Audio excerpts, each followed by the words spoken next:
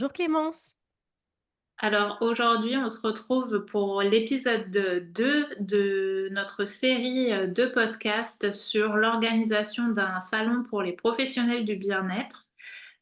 Donc pour information, le premier épisode qu'on a enregistré ensemble se trouve actuellement sur ton podcast Intuitive Podcast.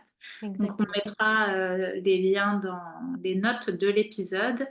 Et aujourd'hui, on se retrouve pour parler de comment organiser un salon réussi et on va se concentrer vraiment sur le pendant et le après le salon. Mais du coup, avant de commencer, est-ce que tu pourrais te présenter pour les personnes qui ne te connaissent pas encore? Oui, avec plaisir. Donc moi, je m'appelle Romy Souza. Je suis business coach holistique pour les thérapeutes, coachs, praticiennes du bien-être en général. Je suis aussi énergéticienne puisque je fais des soins de libération pour mes clientes. Et je suis aussi formatrice et conférencière et podcasteuse du coup. Hem, pour la petite histoire, en fait, c'est après, 2 burn-out et il m'en a fallu 2 pour que je puisse enfin, décider d'écouter un petit peu, mes guides, l'univers et puis suivre ma voie. J'ai dû prendre des murs pour bien comprendre que, c'était pas la bonne voie. Donc aujourd'hui, voilà, moi aujourd'hui, je suis experte en business et spiritualité et en fait, j'utilise, mes capacités extrasensorielles et aussi mon expertise de l'entrepreneuriat, depuis toutes ces années pour aider justement, les thérapeutes, les accompagnantes du bien-être et aussi de l'invisible à développer leur activité de manière intuitive, simple et légère en intégrant la spiritualité parce qu'évidemment, ça fait partie de leurs valeurs. Donc ça, c'est très important pour moi. Et donc j'ai créé ma propre méthode qui est unique évidemment puisque, c'est la mienne. Et en fait, j'allie les stratégies marketing, la communication. Je fais aussi donc des coachings, mindset mais surtout, professionnels et plus des soins énergétiques, en groupe.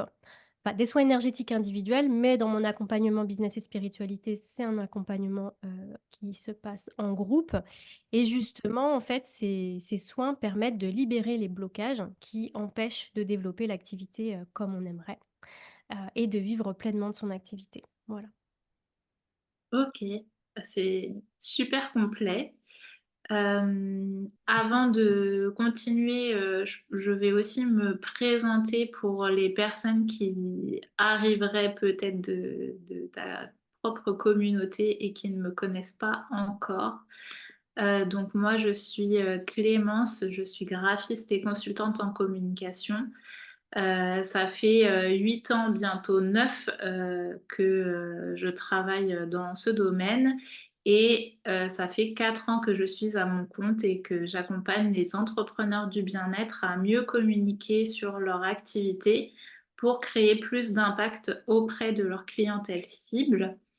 Et pour cela, j'ai deux grands champs de compétences. Soit je vais proposer plutôt du conseil en communication via des ateliers individuels et personnalisés, ou bien des accompagnements graphiques où on va créer une identité visuelle avec des supports de communication pour pouvoir rayonner et mettre en avant son activité. Et en parallèle, ça fait depuis mars 2024 que je suis certifiée en tant que praticienne énergétique et donc je commence à développer cette activité à côté. Super. Voilà pour ça. Merci Euh, Clémence. avec plaisir.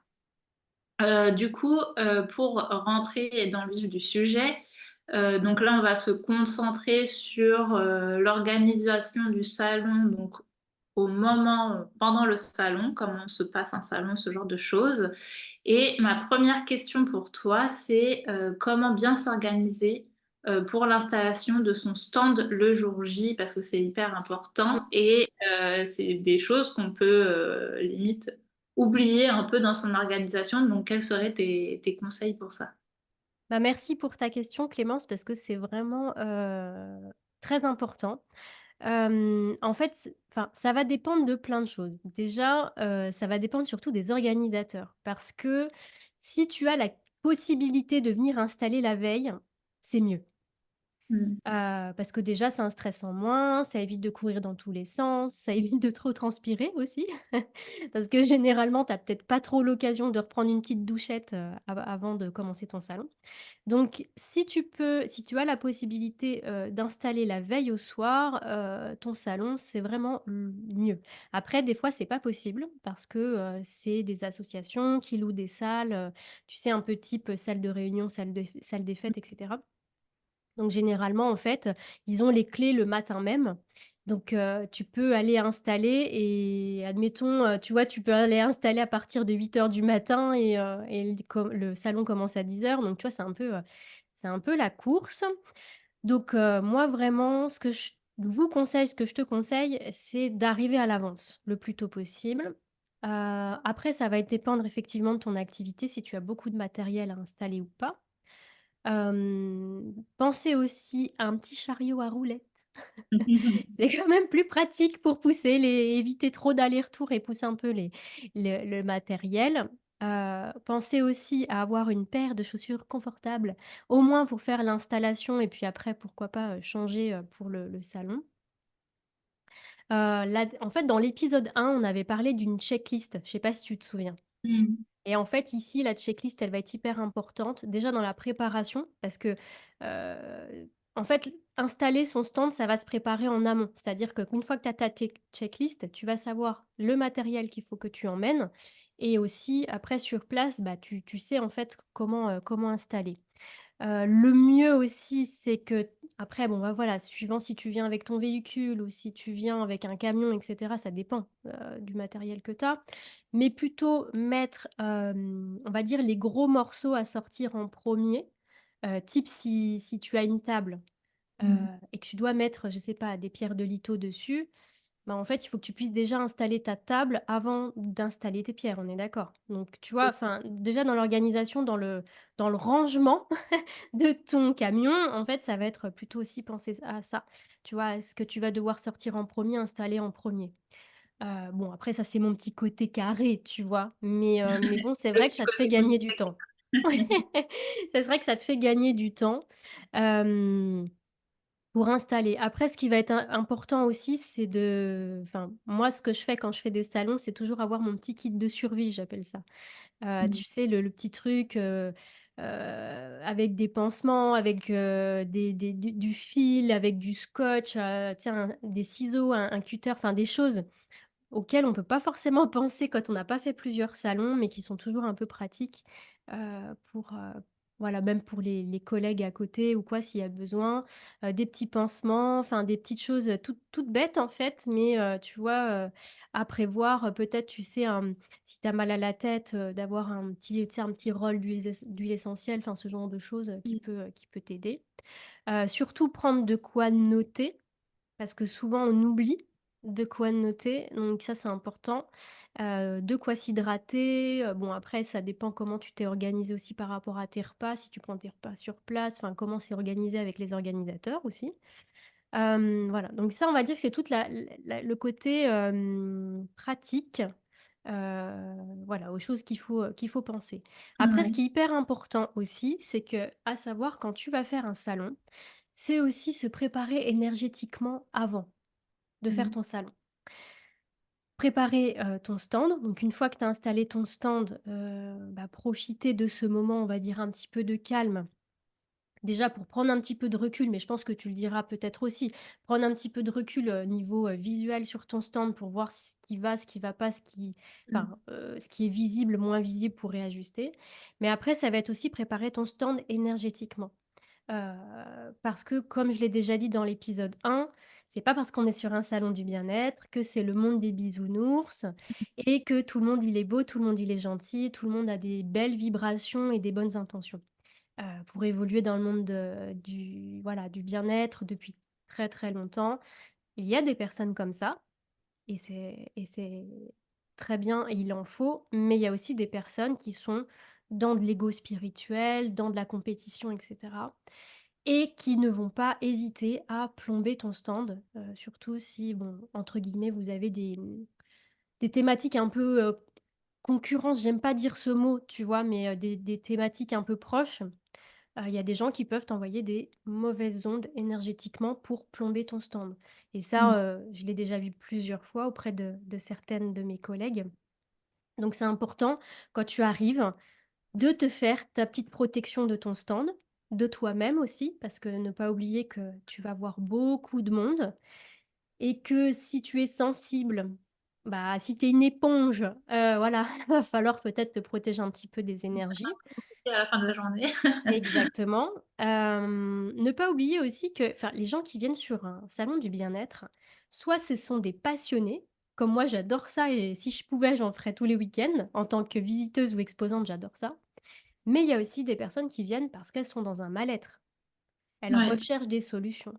Donc, ne pas voilà, ne pas minimiser ça parce que c'est vrai que nous, en tant que thérapeute aussi, tu sais, on a vécu et puis, on a eu ces moments difficiles dans notre vie qui nous ont amenés à un changement de carrière et cetera et puis après on travaille beaucoup sur nous d'un point de vue personnel, d'un point de vue spirituel et parfois on oublie, un petit peu aussi que, bah, il y a des personnes qui arrivent, qui sont en souffrance et qui sont plombées énergétiquement. Donc c'est important de, voilà, protéger ton stand, te protéger toi énergétiquement, monter en vibration.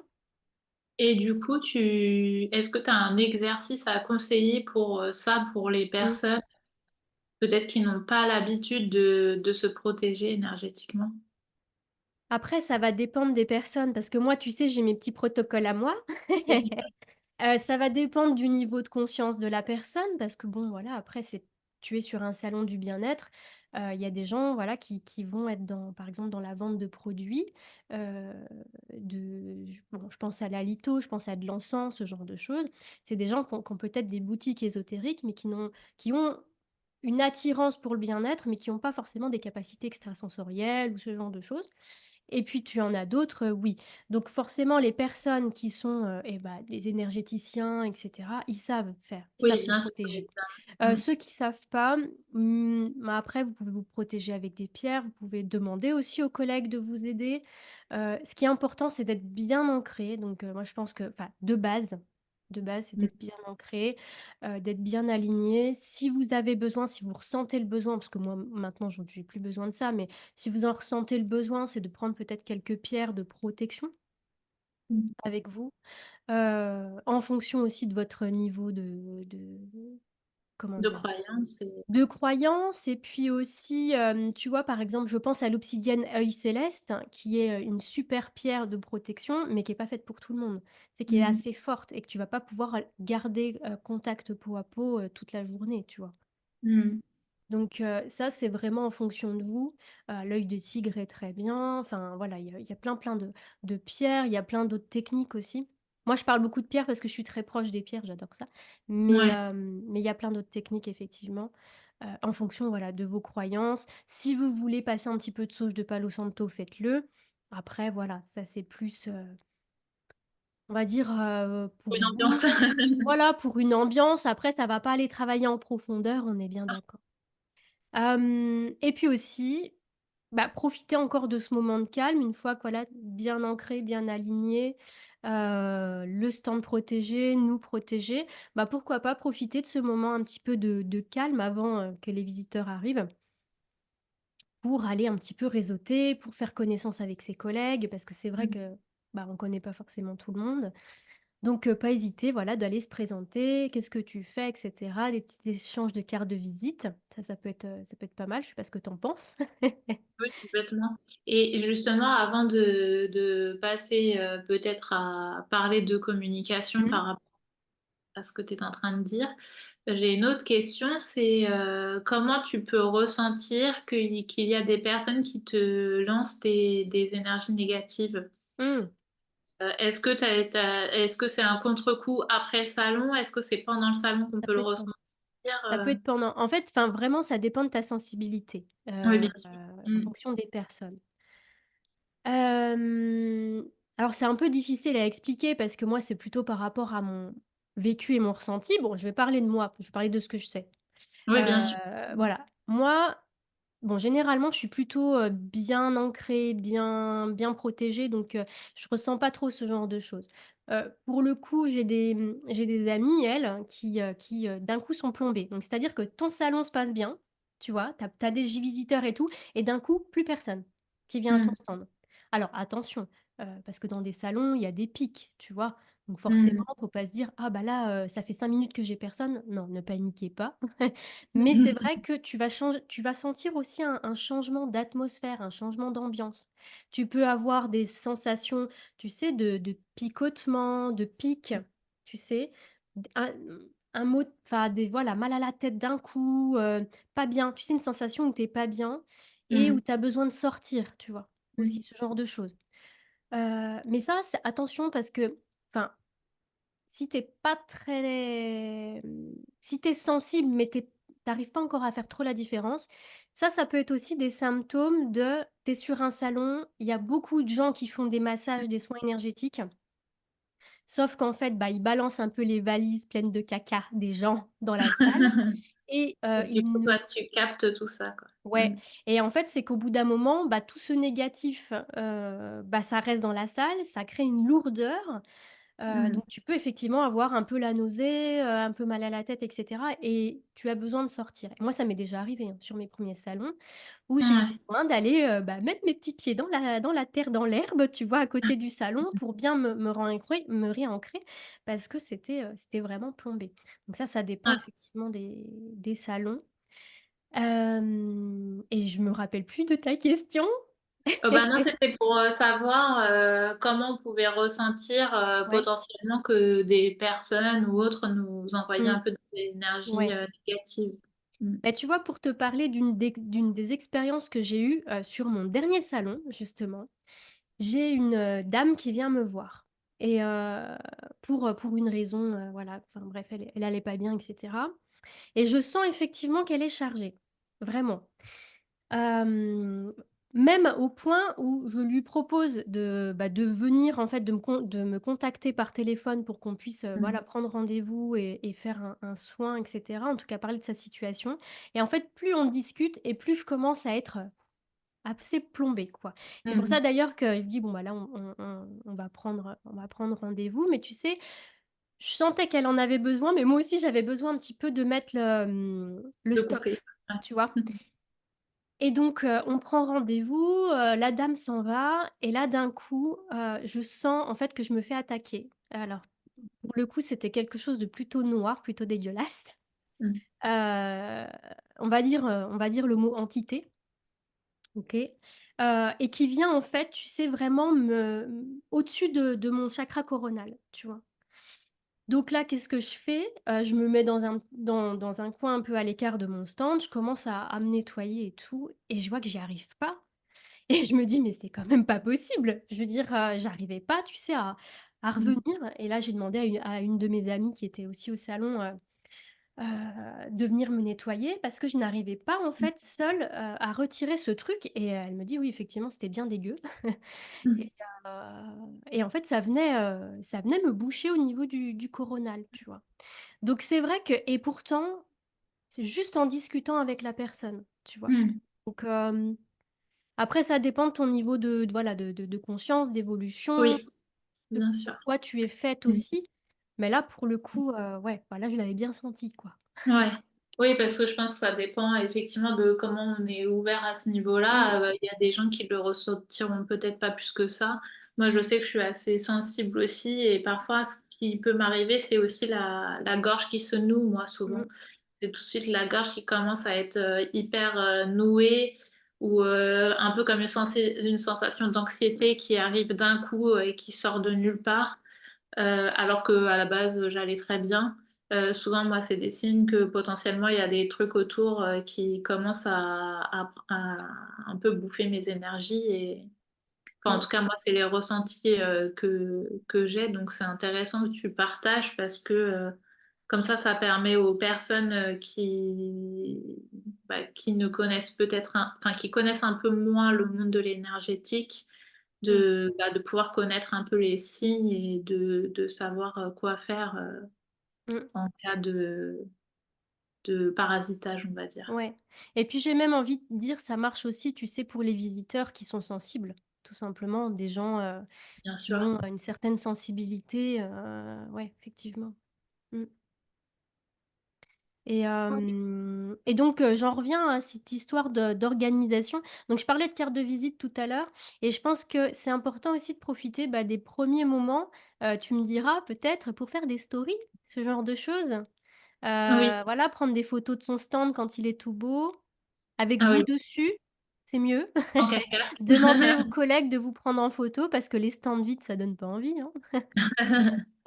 Et C'est vrai. puis voilà, d'inviter votre communauté à venir vous faire un coucou, en story ou quoi que ce soit. Je pense que c'est une bonne idée aussi. Oui, complètement. Ouais, je pense que c'est une bonne idée et du coup, ça me fait penser, bah, à l'importance d'avoir un joli stand et Oui, de comment bien se différencier avec, les autres personnes qui peuvent être sur place. Parce qu'effectivement, en plus, si jamais il y a des personnes qui ont un peu les mêmes métiers, bah, c'est encore plus important de pouvoir mettre en avant sa singularité.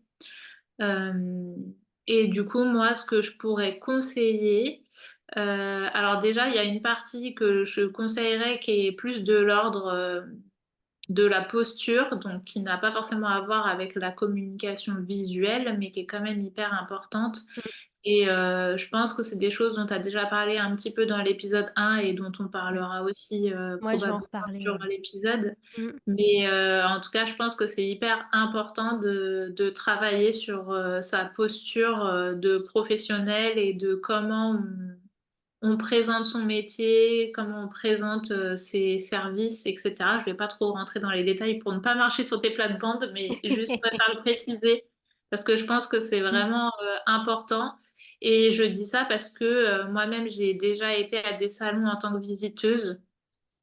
Bah, en fait, ça m'était arrivé de discuter avec, différents professionnels qui avaient plus ou moins les mêmes métiers et mmh, en fait, ils présentaient tous leur métier de la même façon, avec le même discours, les mêmes mots.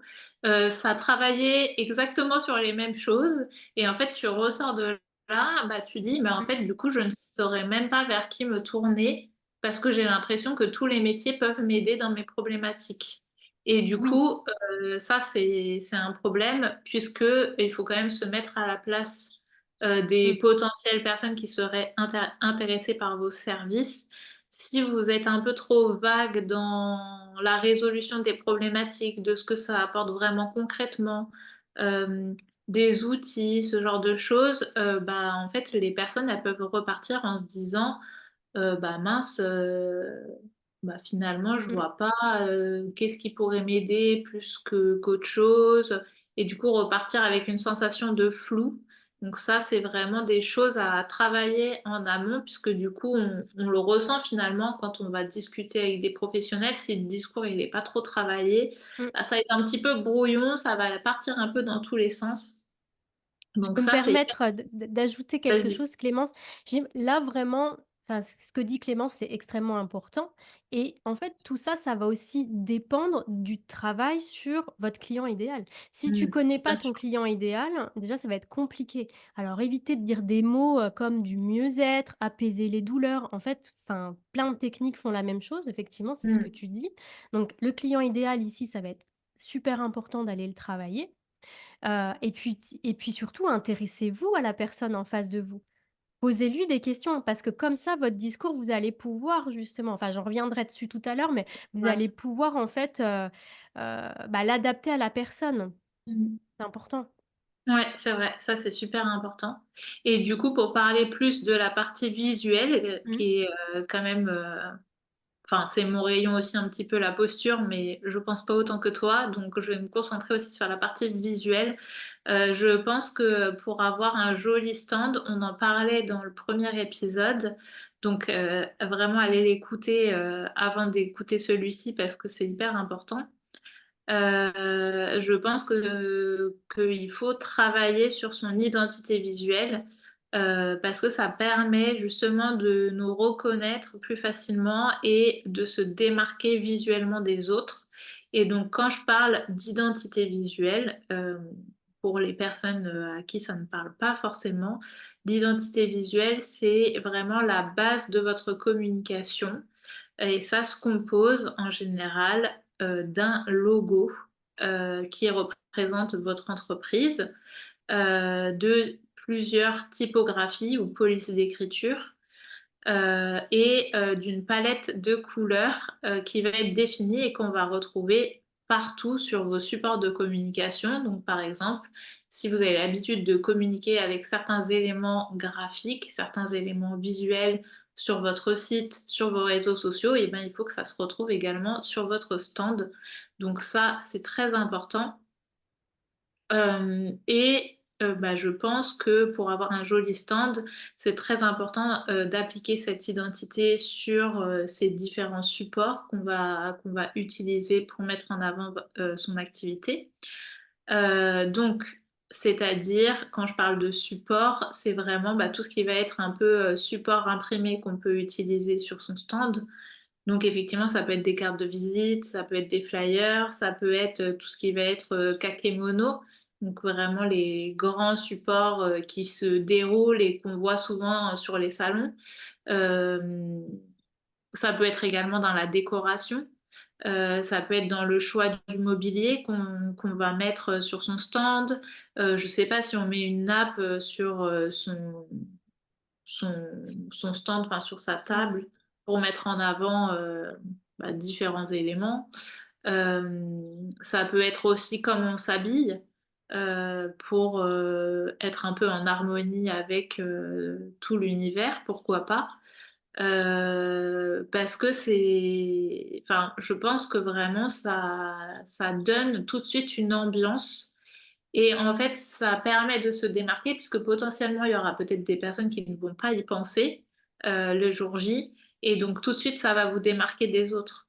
Et on va sentir, finalement, je pense, plus de professionnalisme et plus de Mm. crédibilité vis-à-vis des personnes qui auront travaillé tout ça. C'est bête, mais c'est vraiment des choses qui jouent dans l'inconscient collectif des personnes qui vont découvrir votre univers. Mm.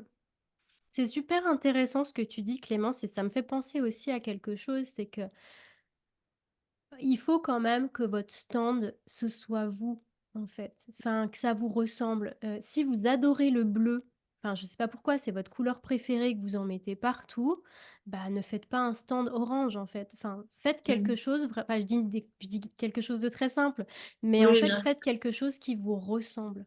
Et c'est bien de vouloir faire professionnel, mais en fait, il y a le juste milieu entre être dans du bricolage d'un stand où ça fait un peu kermesse, ça fait pas pro, Mm. vos affiches, vous les faites à la main, enfin, votre nappe, c'est un morceau de rideau parce que j'ai déjà vu ça. Avec, tu sais, les anneaux là, faites pas ça. Ouais. Achetez juste une petite nappe ou allez dans un mondial tissu et faites-vous en fait un beau morceau de tissu, mais après, il y a aussi le pendant inverse, c'est-à-dire que si vous voulez faire trop professionnel et que vous êtes dans une décoration qui est un peu trop corporate par Mm. rapport à votre Bien sûr. activité, ça peut aussi rebuter parce que vous êtes sur un salon du bien-être, les gens cherchent du bien-être et cherchent pas forcément quelque chose de très corporate en fait. Mm. Et pour le coup, moi, tu vois, je suis business coach holistique. Ça pourrait paraître comme ça un peu corporate, mais pourtant, moi, mon univers, quand tu viens me voir sur un stand, il est plutôt cocooning, il est plutôt bohème, enfin, il me ressemble en fait, tu vois. Mm. Et je suis pas dans des goodies, dans des trucs hyper froids, hyper corporate en fait, parce que déjà, c'est pas Ouais. moi. Mais aussi, il faut coller à l'univers du salon. Vous n'êtes pas sur un forum professionnel, tu vois. Donc c'est Oui. important en fait de sentir un petit peu tout ça. Oui, c'est vrai. Bah, après, je pense que pourquoi pas, si par exemple on a un lieu de consultation, bah, pourquoi pas s'inspirer aussi enfin, tu vois, essayer de remettre un peu de la décoration de son lieu de consultation pour pouvoir créer une ambiance et pour que les gens aussi puissent se projeter un peu dans votre univers et comme ça, si certaines personnes qui étaient au salon finissent par revenir sur votre lieu de consultation, bah, en fait, ils seront pas dépaysés puisque ce sera un peu la même ambiance. Exactement. Mm. Et c'est ce qu'ils recherchent, c'est ce que, en fait, c'est ce qui a permis aux gens de venir, enfin, de venir à toi au salon. Donc ce serait dommage en fait de leur proposer une expérience totalement différente, tu vois. Oui, Mm. ouais, je suis tout à fait d'accord. Et justement par rapport au stand et au fait de se rendre visible, je voulais aussi apporter une précision sur les types de supports qu'on peut, prévoir pour, être plus visible. Parce que, effectivement, il y a pas mal de supports possibles dans la création de visuels, pour, mettre en valeur son stand. Et ça, on en avait un petit peu parlé dans l'épisode, 1, mais j'avais pas forcément détaillé tous les supports possibles. Généralement, quand on va, souvent, par exemple, surtout sur des imprimeurs en ligne, de toute manière, souvent il y a des onglets qui sont spécifiques, Mmh. heu, pour, justement les événements, les salons, ce genre de choses. Et en général, on va retrouver, plusieurs types de supports possibles. Donc en général, on a justement ce dont on parlait tout à l'heure, c'est les roll-up et les, kakémonos, qui Mmh. sont des grands supports et justement qui permettent d'être visibles au loin. Donc ça, c'est des supports qui peuvent être importants à prévoir, pour, comment dire? Bah, quand quelqu'un arrive dans une salle, il puisse potentiellement repérer votre stand au loin, Mmh. heu, parce que c'est important aussi d'avoir des grands supports de communication sur son stand, je Mmh. pense. Il y a aussi tout ce qui va être bâches, par exemple, des sortes de bâches qu'on peut imprimer et mettre, si par exemple on a un stand avec des panneaux qui sont, derrière nos tables. Parfois, il y a des espèces de panneaux qui peuvent être en Mmh. métal ou des choses comme ça, en plus qui sont pas forcément très jolis. Donc du coup, l'idéal, par exemple, si c'est le cas, si vous êtes renseigné en amont et que vous savez que vous allez avoir potentiellement, des choses comme ça, bah, c'est de pouvoir recouvrir, ces panneaux pour que ce soit plus joli et sur lesquels, du coup, on peut potentiellement imprimer son logo, ce genre de choses. Ensuite, il va y avoir tout ce qui est affiches. Carte de visite, et tout ce qui va être également flyer, dépliant, brochure. Donc là, c'est plus pour mettre en avant le détail, de ces services. Évidemment, je ne conseille pas d'imprimer tout ça parce que ça fait quand même Mmh. beaucoup, ça fait un sacré C'est un budget, budget. Mmh. mais ça permet au moins de là, que vous puissiez visualiser un peu tout ce qu'il est possible de faire. Parce qu'effectivement, il y a énormément de supports, possibles. Et évidemment, à savoir que plus un support est grand, plus ça va coûter cher. Donc faut pas hésiter à se renseigner, auprès de plusieurs imprimeurs, que ce soit, en ligne ou, par exemple dans votre ville, aux alentours, même demander à des collègues s'ils connaissent pas des imprimeurs et cetera. Pourquoi pas faire plusieurs devis, plusieurs simulations, pour vérifier, combien ça va coûter. Comme ça, vous pourrez choisir, l'imprimeur qui vous convient le mieux. Hem, les imprimeurs en ligne, l'avantage, c'est que, souvent il y a des réductions, donc c'est vrai que souvent c'est un peu moins cher. Par contre, parfois ça oblige aussi à imprimer des quantités astronomiques pour certains supports, Mmh. donc c'est pas toujours, ça dépend, voilà, de ce qu'on recherche, c'est pas toujours pratique. En tout cas, moi, ce que je conseillerais dans les imprimeurs en ligne, là j'en ai quelques-uns à vous citer que Ah je pourrais super. mettre dans les notes de l'épisode. Mmh. Donc moi, celui que j'aime le plus, qui est pas forcément le moins cher, mais en termes de qualité, qui est un des meilleurs, c'est Moo, M-O-O. Je crois que c'est moo.com, qui font pas mal de supports différents et vraiment la qualité d'impression est super. Et puis, il y a aussi des possibilités par exemple, d'imprimer sur des supports un peu plus, écologiques, par exemple, ce genre de choses. Oui, Donc ça, ça c'est je trouve hyper, que c'est intéressant, effectivement, parce que quand tu es dans un salon du bien-être, c'est quand même des gens, tu vois, qui ont une sensibilité à l'écologie. Donc ouais, ouais. ouais, c'est vrai. Mmh. Donc je pense que ça peut être, une bonne alternative. Ensuite sinon il y a les un peu plus connus, style Vistaprint, Easyflyer, PixArt Printing aussi, qui est assez connu, dans les imprimeurs, en ligne. Pareil où il y a pas mal de possibilités en termes, d'impression de support. Mais comme je disais, du coup, les imprimeurs en ligne, souvent ça demande pas mal de support à imprimer en termes de quantité. Par exemple, parfois, on va pas pouvoir imprimer, moins de, 50 ou 100 ou 150, cartes de visite ou flyers, donc parfois c'est peut-être trop. Ça dépend de l'ampleur du salon, par exemple. Ou sinon, du coup, bah, se rapprocher d'un imprimeur physique qui va être dans votre ville, dans une ville aux alentours. Parfois, c'est super puisqu'on peut avoir le conseil en direct, on peut, discuter avec lui des papiers, il peut, nous expliquer en fait de manière un peu plus précise. On peut parfois choisir, bah, comme je disais, un peu les supports sur lesquels on va imprimer, ça nous permet de mieux se projeter.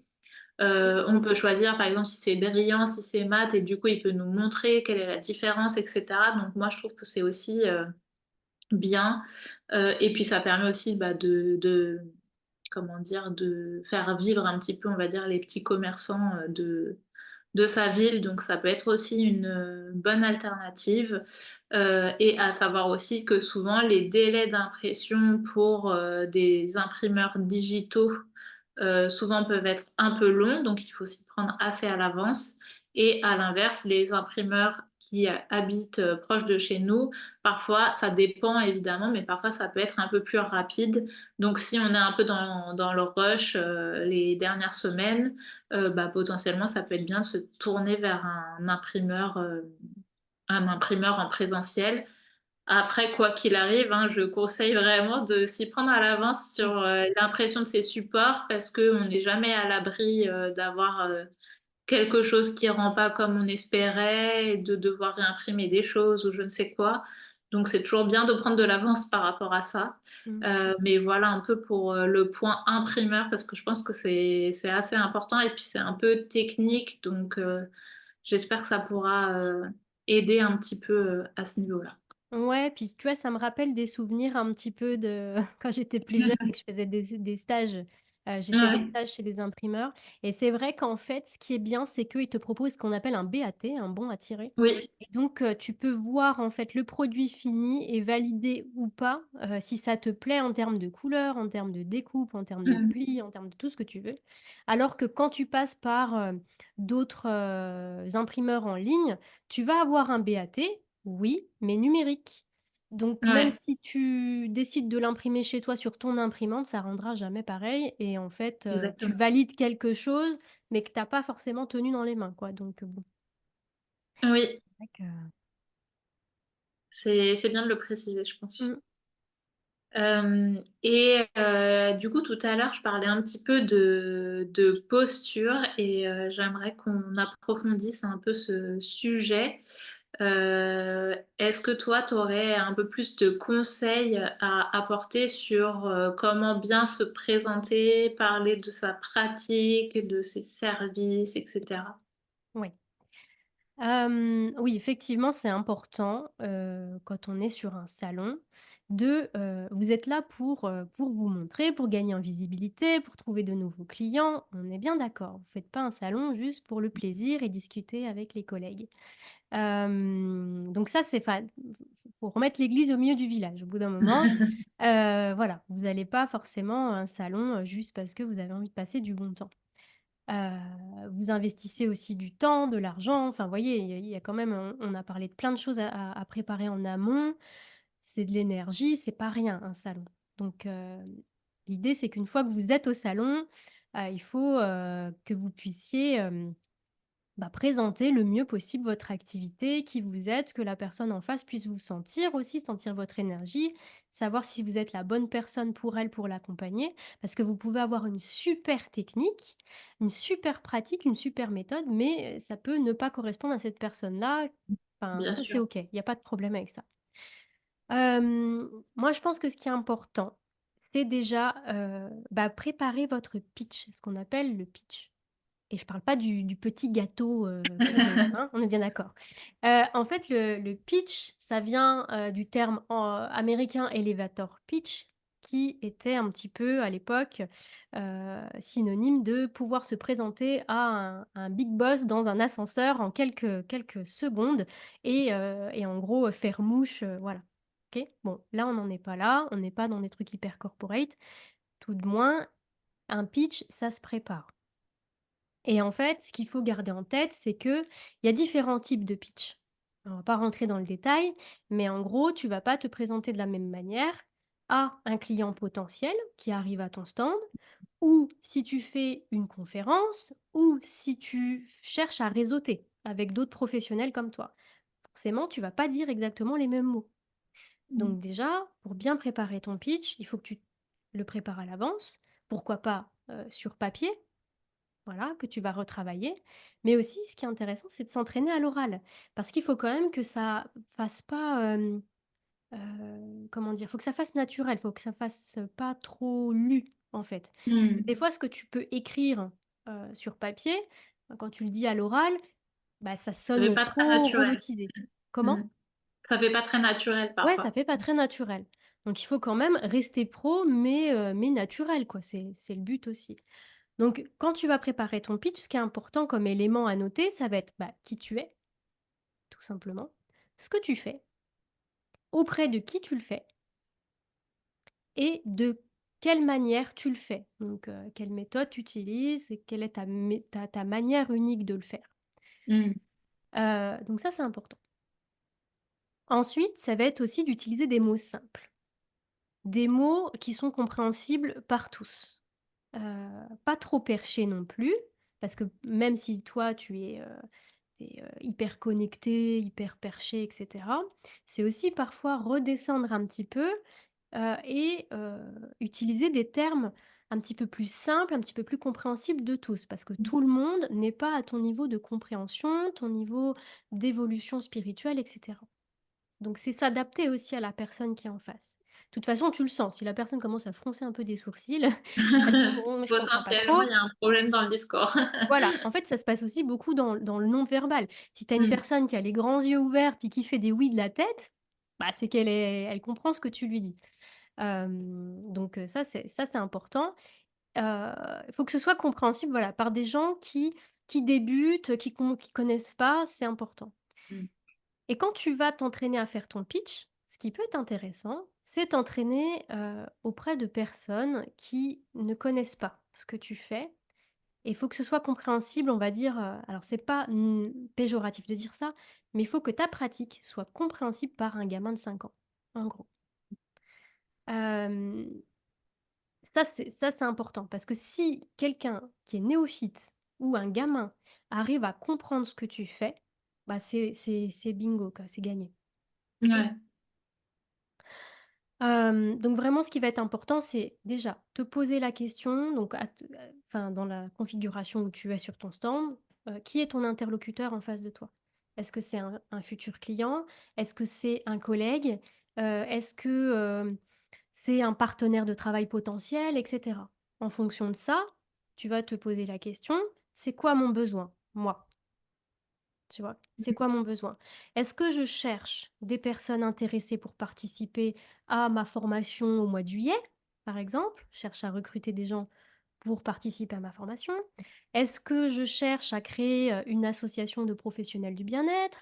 Est-ce que, je cherche à co-créer une offre avec un professionnel, dont sa pratique est complémentaire à la mienne? Et cetera, et cetera. Donc ça, Mmh. c'est important que tu te poses ces questions-là pour pouvoir, adapter en fait, ton discours. Ouais.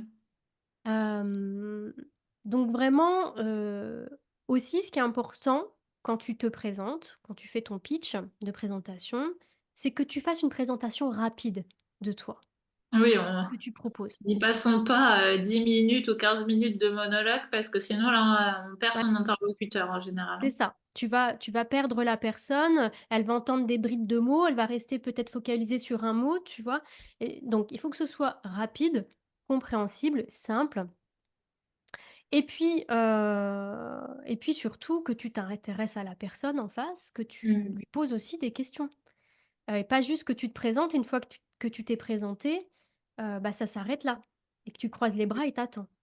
Donc en fait, soit, voilà, tu poses des questions à la personne pour apprendre à la mieux la connaître, soit effectivement tu vas partir sur ce qu'on appelle un appel à l'action. Donc Mmh. là, plutôt, tu vas, lui proposer de découvrir, bah, ta formation que tu proposes en juillet, par exemple, enfin, ce genre de choses. Mmh. Mais en fait, vraiment, faut rester, voilà, le plus naturel possible, ne pas chercher à convaincre, ne pas Ouais. forcer.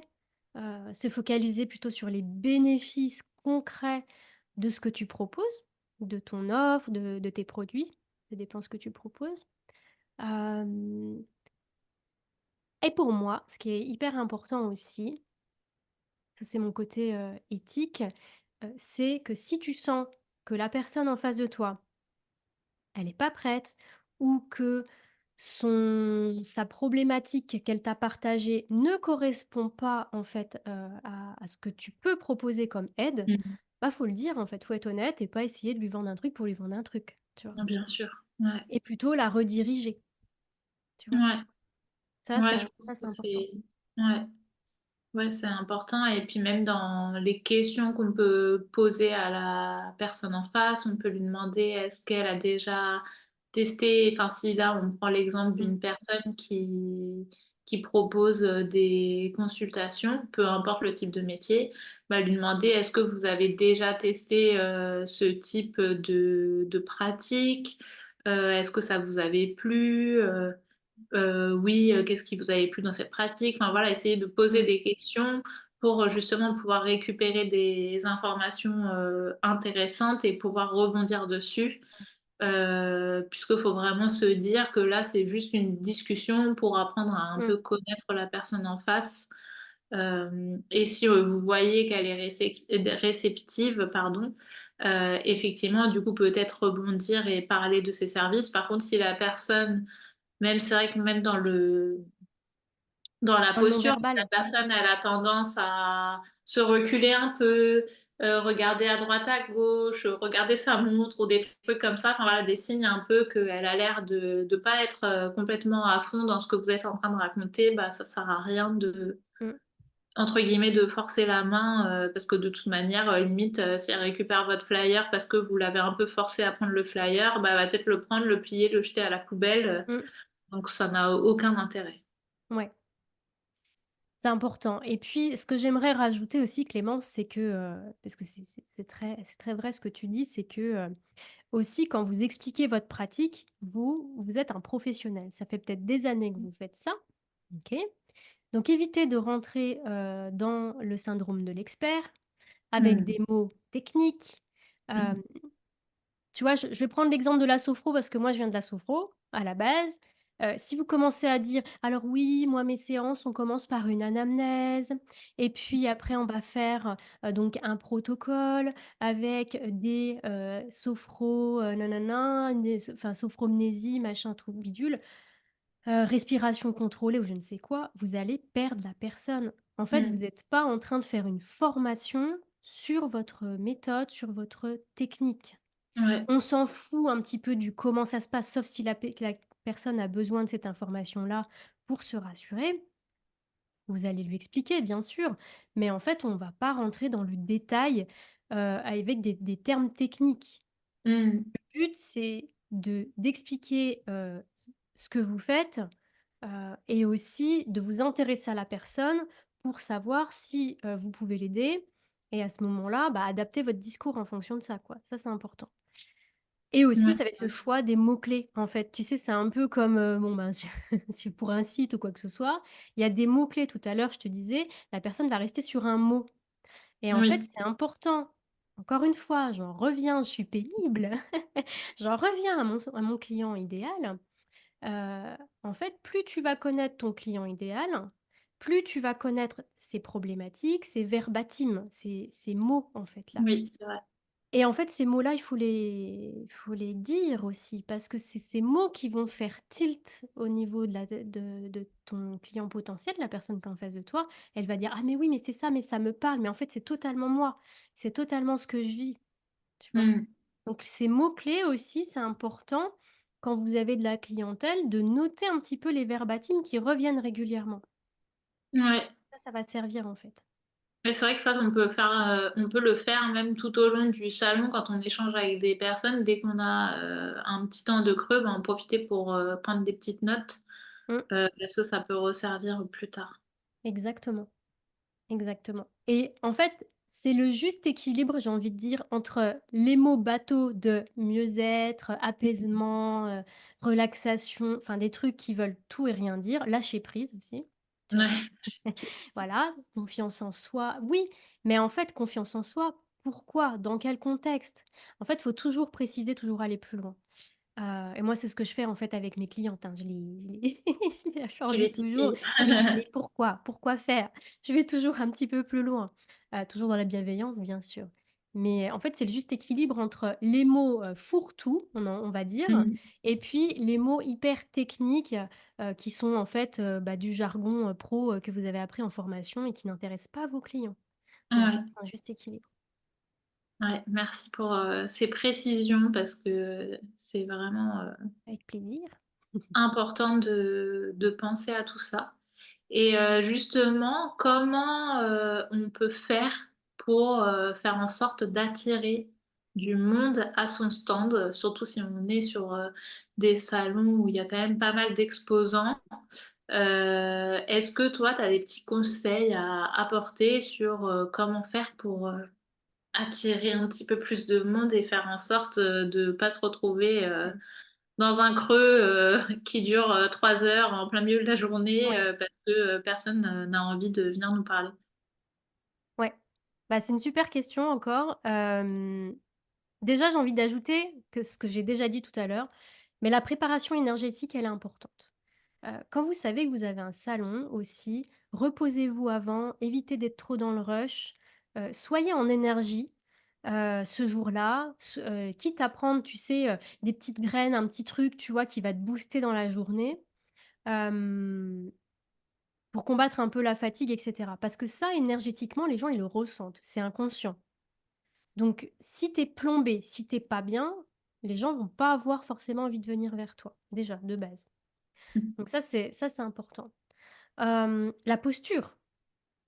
La Mmh. posture, en fait, la première chose que les gens vont voir de loin, c'est votre posture, c'est votre attitude. Ils vont pas entendre votre voix, ils ne vous connaissent pas. Déjà, ils vont voir l'ambiance de votre stand et vous.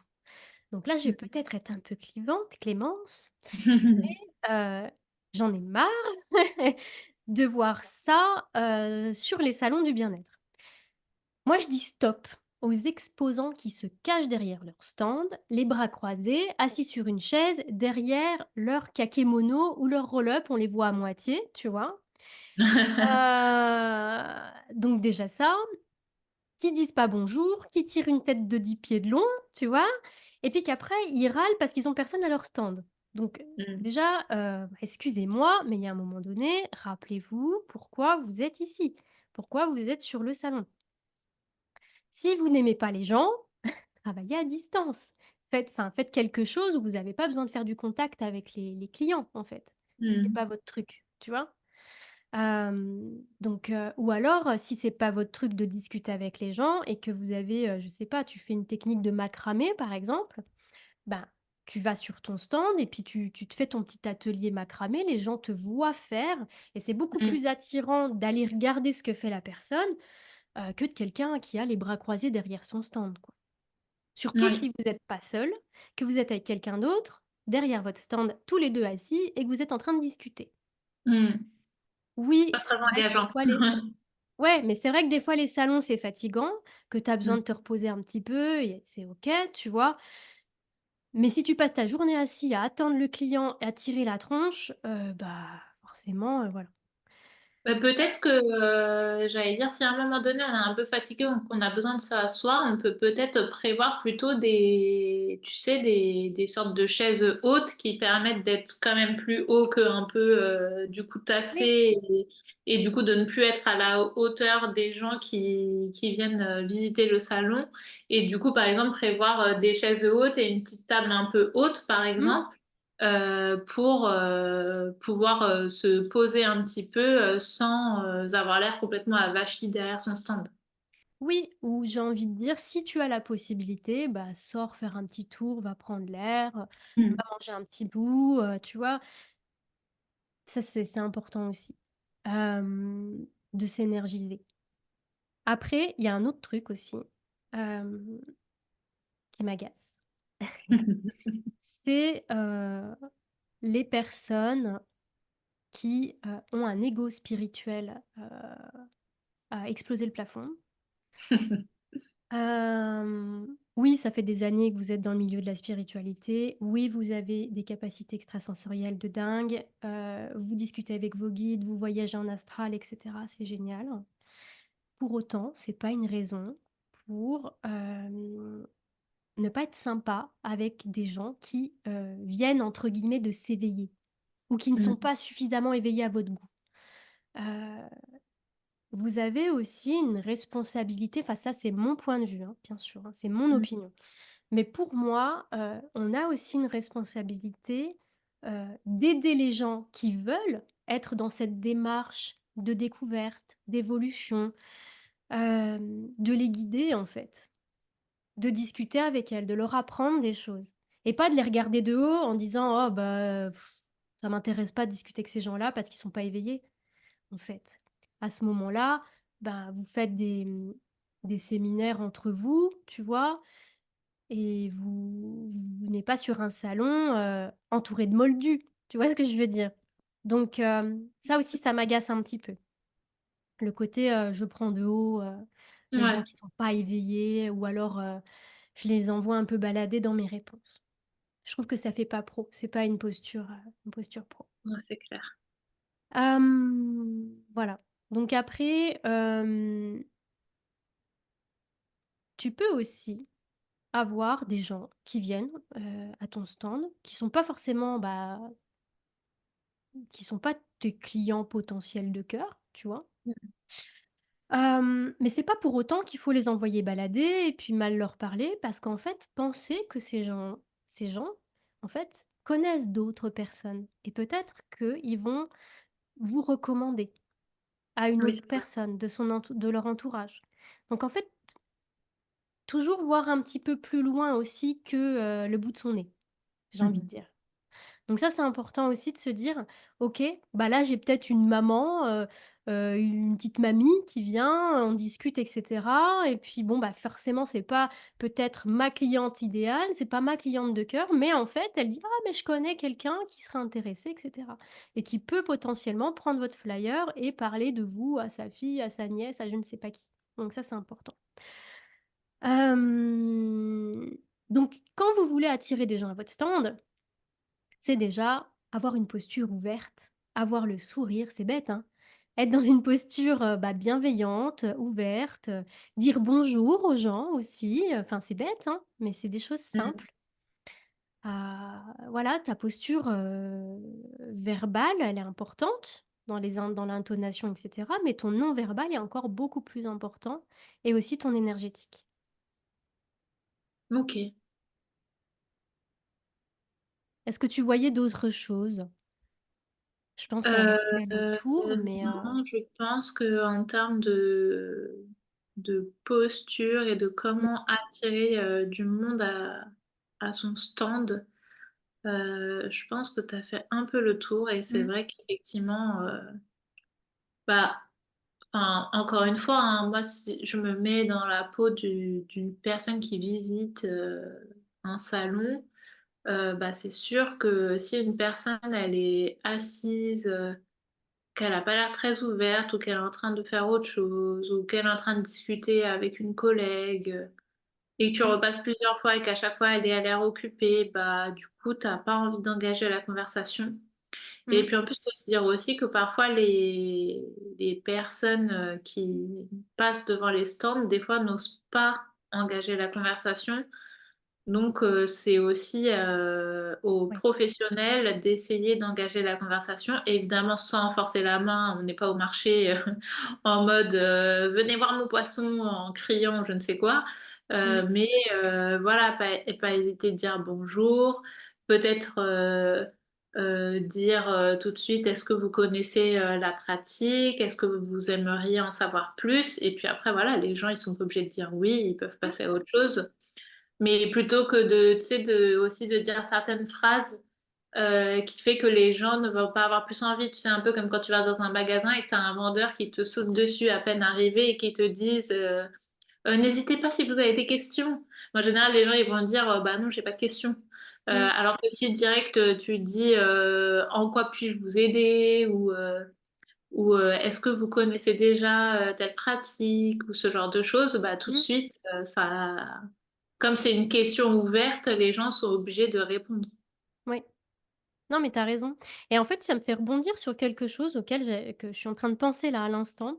C'est aussi, bah, vous avez des gens qui viennent, peut-être accompagnés et qui viennent voir votre stand et qui sont un petit peu négatifs, tu vois? Un petit peu dire: «Oh mais c'est des conneries, j'ai déjà essayé, ça marche pas, c'est des charlatans» et Ouais, cetera. Ce genre de choses. Mais en fait, laissez couler, quoi. Enfin, ne soyez pas dans la réaction, ça sert à rien. ouais, c'est vrai. Parce qu'il y a des gens qui ouais, qui ont tendance à être un petit peu, tu sais, qui sont un peu piqués au vif, qui le prennent pour eux et bah, voilà, faut vous en ficher, laissez couler. Ouais. Bah, c'est vrai que quand on est face à une personne qui a l'air assez fermée, Mmh. ça peut être un peu déstabilisant quand même. Ouais. Mais justement, faut essayer de se dire, «Bah, c'est pas grave, moi je reste souriante, je reste, à l'écoute et j'essaye de répondre s'il y a des questions, mais si la personne elle est pas convaincue par, ce qu'on propose, bah, c'est pas Mmh. grave, elle passe son chemin et il y aura quelqu'un d'autre qui sera intéressé». Après encore une fois, ça va être dans l'observation de la personne. Si vous Mmh. avez quelqu'un qui dit ça en passant devant le stand, mais qui s'arrête pas, elle en a rien à faire de Bien vous, sûr. de votre pratique, donc laissez couler. Après, si c'est quelqu'un qui reste à votre stand, parfois ça peut être soit de la provoque. Parce qu'il y a des gens qui sont un petit peu, là-dedans. Soit ça peut être une personne, qui a besoin d'être, comment dire? Pas convaincue, mais qui a besoin d'avoir des informations complémentaires, et qui peut-être est un peu maladroite, mais ça, vous le voyez, en fait. Enfin, au niveau de la posture, au niveau des questions que va poser la personne, au niveau, «Mais vous êtes sûr? Mais ça marche comment? Ouais, ça a pas l'air» et en fait, c'est des gens, voilà, qui ont besoin d'avoir plus d'infos. Après, si c'est vraiment quelqu'un de négatif et de virulent, ben, après c'est aussi à vous de dire: «Bah, voilà, la porte est ouverte», voilà. Mais ça, c'est assez rare quand même. C'est Oui, assez rare. j'espère. Oui. Après, c'est aussi peut-être en fonction de toi, ta posture et ce que tu dégages. Bien sûr. Mmh. C'est vrai. Du coup, je voudrais peut-être revenir aussi, tu sais, au stand, parce qu'on parlait bah, des flyers, on parlait des kakémonos, on parlait de plein de choses. Ouais. Et on parlait aussi, bah, d'avoir un stand qui fasse professionnel. Et est-ce que selon toi, avoir des goodies, c'est professionnel ou alors ça sert à rien? Alors, je pense que c'est une bonne, question. Moi, j'ai un avis, enfin, plus ou moins tranché sur la question des goodies. En fait, je pense que ça peut être utile, mais seulement si ça a du sens, que c'est joli, mais surtout que c'est utile et que ça a du sens par rapport à notre métier. Donc quand je dis ça, c'est-à-dire si je donne un exemple concret, je sais pas, par exemple, une personne qui, est, cartomancienne, qui propose, des guidances, bah, par exemple, je sais pas, elle pourrait, créer, des petites cartes un peu comme un mini oracle, sans faire un truc forcément très compliqué, hein. Ça peut être en utilisant des images libres de droit, trouvées sur internet, des images trouvées sur Canva, peu importe, avec, des jolies photos, des jolies illustrations, des citations, j'en sais rien et par exemple, proposer aux gens, quand ils viennent sur le stand, de tirer une carte et de repartir avec une carte unique où il y a un petit truc, sympa dessus. Tu vois, c'est un peu comme, la marque Yogiti où quand tu te fais ta petite infusion, bah, tu as Mmh. ta petite citation. C'est tout bête, mais c'est un petit truc comme ça qui fait plaisir et qu'on aime bien regarder, qu'on aime bien lire.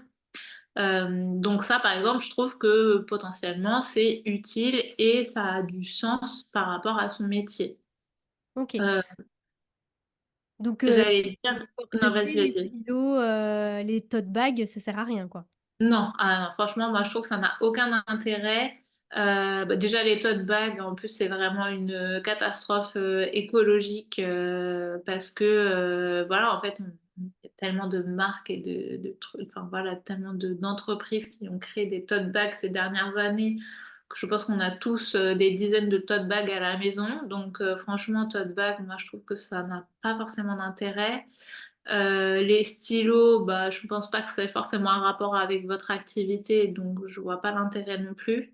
Certes, c'est un objet qui est utile, mais bah, quel est le rapport avec une hypnothérapeute et un stylo? À part si elle est capable de le dire et que ça a vraiment du sens, mais je ne vois pas. Par contre, je sais pas, tu vois, quelqu'un qui est dans l'univers des huiles essentielles, par exemple, qui est aromathérapeute, tout ce genre de choses, elle pourrait, par exemple, prévoir des petits bracelets en tissu sur lesquels elle va déposer une goutte d'huile essentielle qui va être choisie par le visiteur, par exemple. J'en sais rien, j'invente des trucs que, en plus, je n'ai pas forcément déjà vu sur des stands. Mais je trouve que ça pourrait être une bonne idée. Ou une hypnothérapeute, justement, pourrait proposer une hypnose gratuite à télécharger en scannant un QR code et qui est vraiment dédiée que pour les gens qui auront visité le salon. Un réflexologue, il peut proposer un coupon de réduction. Bon, là, je sais pas si ça rentre vraiment 100% dans les goodies, mais voilà. En fait, je pense qu'il y a plein de Mmh. petites choses comme ça auxquelles on peut réfléchir qui ont vraiment du sens. Par contre, effectivement, tout ce qui va être, je sais pas, un stylo avec notre logo, Mmh. un bloc-notes, des dessous de verre. Enfin, je prends des exemples Mmh. un peu au pif, mais c'est un peu les trucs qu'on voit le plus en général. Un tour de cou. Ouais, c'est ça. Mais ça, en fait, je trouve que ça n'a pas d'intérêt, ça n'a aucun rapport avec le métier. Et même moi, tu sais, quand je reçois des goodies, des fois, je sais pas, ça m'est déjà arrivé. Par exemple, que des gens m'envoient, enfin, je prends un exemple au pif, quelqu'un qui t'envoie une carte de bonne année. Par exemple, ça pareil, en soi, les professionnels du bien-être, ils peuvent très bien faire ça, envoyer une petite carte de bonne année à leurs clients et envoyer des petits goodies dans l'enveloppe. Donc Mmh. moi, souvent, quand j'ai reçu des petits goodies comme ça, souvent c'était des petits autocollants. Je suis désolée, un autocollant avec votre logo dessus, ça n'intéresse personne, hein, ça, c'est pas méchant, mais qui, à moins que tu sois Nike Mmh. et Une marque. encore, voilà, une grosse marque hyper connue que tout le monde adore, bah non, un autocollant avec son logo dessus, ça n'intéresse que vous et pas les autres. Donc Mmh. ça, je pense que c'est important de le prendre en compte parce que Mmh. ça peut être vraiment en plus je suis pas non plus une grande écolo dans l'âme, hein, je suis pas une grande militante. Je suis pas hyper calée sur ces sujets-là, mais c'est sûr que ça, c'est quand même des choses qui créent des objets, enfin, c'est des objets inutiles qui ne servent pas à grand-chose et bah, écologiquement parlant, c'est quand même pas Mmh. terrible. Et puis, il faut aussi penser que il faut que ça corresponde à nos valeurs. Justement, encore une fois, bah, si on a des valeurs fortes sur la partie écologique, bah, effectivement, les goodies tangibles, les choses imprimées, ce genre de choses, bah, ça n'a pas forcément de sens par rapport à nos valeurs. Et du coup, à l'inverse, on peut pourquoi pas proposer plus des goodies virtuels, comme je le disais tout à l'heure, la séance d'hypnose à télécharger sur un QR code, par exemple. Au moins, on sait que ça va pas finir jeté sur la voie publique Mmh. le jour même, quoi. Ouais. Moi, je rebondis par rapport à ça. Je pense qu'effectivement, ça dépend de l'événement. Pour un salon, ça me paraît pas pertinent. En Mm. revanche, si, vous faites des formations en présentiel, si vous faites, je sais pas moi, une retraite et cetera avec, des exercices de journaling, effectivement, Mm. ça peut être intéressant de faire un cadeau à ses clients, Oui, avec un joli carnet. Si tu fais une formation, avoir un stylo, aux couleurs de la formation, ça peut être pertinent. oui, bien sûr, ça, je suis d'accord. Mais dans ce cadre-là, en fait. Et j'ai envie de dire, bah, là, c'est du goodies, mais pour tes clients premium, parce que voilà, c'est un investissement aussi, voilà. Pour moi, c'est, le goodies, il est bienvenu, dans, la, relation client, tu vois? Déjà avec du de l'offre premium, mais pas Mm. forcément sur un salon. Effectivement, là où tu vas avoir, bah, des clients, potentiels ou pas, enfin, ouais, je suis Ouais. assez d'accord. Du coup, on peut peut-être parler des offres. Oui, On n'a pas parlé. c'est vrai qu'on en a pas beaucoup Mmh. parlé encore, et comment toi tu conseillerais de mettre en avant ces offres? Mmh. Comment, comment en fait on peut, faire en sorte de potentiellement commencer à vendre ses prestations ou en tout cas à voilà, amener sur le chemin de la vente de ce qu'on propose, sans non plus passer pour, le vendeur de tapis ou, le poissonnier, Mmh. qui essaye à tout prix de forcer la main aux gens. Ouais. Ouais, c'est hyper intéressant ça, le fait, oui, parce que généralement, mes chers thérapeutes, vous me dites tous la même chose, «Je ne sais pas vendre». Mais en fait, la vente, elle a vraiment mauvaise presse. Nous, on voit vraiment ça, avec un mauvais œil, tu vois? C'est mal de vendre et cetera. En fait, voyez plutôt, le fait que vous allez rendre service à quelqu'un qui Mmh. en a besoin et vous allez, en fait, créer une transformation chez cette personne, quelle qu'elle soit. Déjà, partez plus de ce principe-là. Vous n'êtes pas effectivement des vendeurs de tapis ou des poissonniers ou quoi que ce soit. Là, vous êtes sur un salon du bien-être, heu, où il y a peut-être des personnes qui font la même chose que vous et c'est OK. Parce qu'en fait, chacun a son énergie, chacun sa personnalité et que vous n'allez pas forcément, même si vous avez la même pratique que votre collègue, que votre voisin, vous n'allez pas forcément attirer les mêmes personnes à vous parce que vous vibrez pas la même chose, parce que vous n'avez pas le même vécu. Donc ça, c'est important de le noter encore une fois, parce qu'il y a beaucoup de peur, de crainte. J'ouvre juste une parenthèse Clémence par rapport à ça. Il y a beaucoup de peur, il y a beaucoup de crainte parce que, depuis, l'épisode Covid, les gens, ont été enfermés chez eux, Mmh. ont eu une quête de sens, se sont dit, «Je ne veux plus aller, dans le salariat». Il y en a beaucoup qui ont fait des reconversions professionnelles. Donc il y a eu un marché, qui a explosé, au niveau, du marché du bien-être. C'est un marché qui est à la mode. Il y a Mmh. des personnes qui se lancent sur ce marché-là parce que c'est à la mode, parce que c'est tendance, parce que, il y a de l'argent à se faire, hein, Mmh. concrètement. Et donc du coup, à côté de ça, on a, des thérapeutes, qui ont, une réelle envie d'aider les gens, qui se sentent poussés à ça, qui, se sentent à être sur cette terre pour œuvrer à plus grand, pour faire changer les choses. Et qui sont, alors j'aime pas ce mot, mais qui sont en concurrence directe avec des gens, qui sont là, qui ont pas forcément, une super éthique ou quoi que ce soit. Et en fait, les thérapeutes ont peur parce qu'ils arrivent pas à en vivre, ils savent pas se vendre, Mmh. enfin voilà. Donc c'est aussi pour ça que moi, je suis là pour les aider, pour, justement aller à l'essentiel, se reconnecter avec ce qu'ils ont au fond d'eux, au fond de leur âme, quelle est leur mission de vie, pourquoi ils sont sur cette terre et finalement comment, œuvrer avec une activité. Parce que la mission de vie, c'est pas forcément un métier, mais en tout cas, on peut, mixer les 2 et ça pour moi, c'est très important. Donc il y a vraiment des peurs et des craintes par rapport à ça. Maintenant, si vous allez sur un salon, rappelez-vous de l'épisode 1, vous avez certainement un objectif. Soit c'est vous faire connaître, gagner en visibilité, ça peut être trouver des clients, trouver peut-être des partenariats avec vos collègues, avec d'autres thérapeutes parce que vous avez envie de monter une asso, parce que, vous avez envie de co-créer une offre, enfin quelque chose. Ou alors vous avez, des produits, des services à vendre, OK? Mmh. Donc à ce moment-là, ce qui est intéressant, c'est de créer des offres spéciales salon. Ça peut aller de la réduction, OK, qui va être, valable, le jour J, du salon. Si c'est un produit physique, si c'est je sais pas, tu vends des tisanes par exemple, Mmh. tu peux avoir une réduction spéciale salon, je sais pas, je dis une bêtise, moins 20 offre spéciale salon.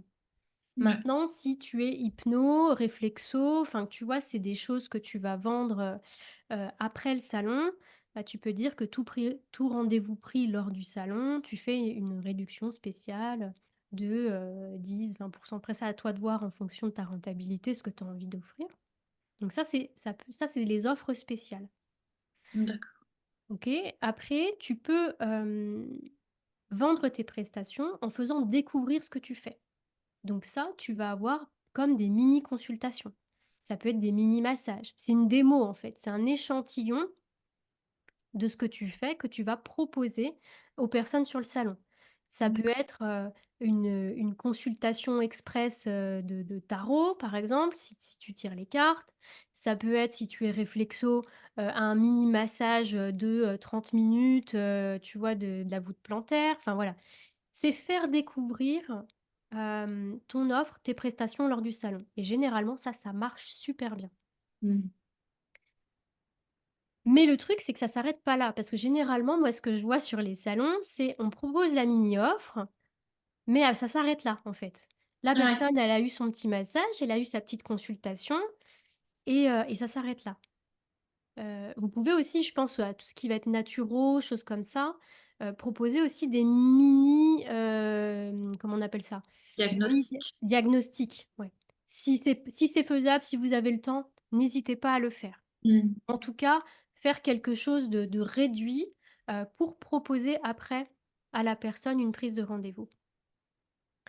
Donc en fait, ça va être la mini consultation, c'est bien, mais tout de suite, il va falloir penser alors de manière naturelle, sans forcer bien sûr, sans, voilà, mais en tout cas proposer d'aller plus loin après, tu vois? En Ouais. disant: «Bah là, vous avez eu un avant-goût, un Mmh. échantillon». Une démo, OK? Donc après, là, on est plutôt, on va dire, dans les choses basiques, dans du bien-être, dans du mieux-être, dans de l'apaisement, justement. Mais là, après, moi, par rapport à ce que vous m'avez dit, par rapport à votre situation, le diagnostic qu'on a fait, ce que je peux vous proposer, effectivement, c'est ça, ça, ça. Et Ouais. passer à la prise de rendez-vous. La personne, soit elle va dire oui, et ça, c'est bingo pour vous, c'est très bien. Soit elle va dire qu'elle a besoin de réfléchir, et c'est OK. Mais au moins, vous avez fait votre proposition Ouais. naturellement. Mais pour ça, faut s'intéresser aux gens. Faut leur poser des questions. Encore une fois, je reviens là-dessus, mais c'est pour moi, ça me paraît tellement simple et logique, mais je préfère le dire. Si Mmh. vous posez pas de questions à la personne, il y a des personnes, c'est des livres ouverts. Elles vont vous dire: Oui, «Oui, mais c'est moi vrai. j'ai ci, moi j'ai ça, j'ai mal ci, j'ai mal là, il m'arrive ça, dans ma vie» et cetera. Là, vous récoltez plein d'informations, c'est précieux. Si la personne, elle est un petit peu moins, ouverte et cetera, posez-lui des questions, voir quelle est sa problématique, et cetera. Et pareil, j'en reviens, si une personne vous dit: «Bah, moi tout va bien, mais par contre ma mère a des problèmes, de ci, de là», eh bien, proposez à la personne de dire: «Bah, voilà, enfin, je propose, bah, parlez à votre maman, je propose de lui faire un diagnostic et cetera», Mmh. mais sans faire le vendeur de tapis, sans forcer. Oui. Ça, c'est important. Après, vous invitez les personnes à aller plus loin, mais c'est aussi, faut que les personnes, elles se sentent, comment dire? Chouchoutées, considérées, qu'elles apprennent des choses sur elles. Ouais.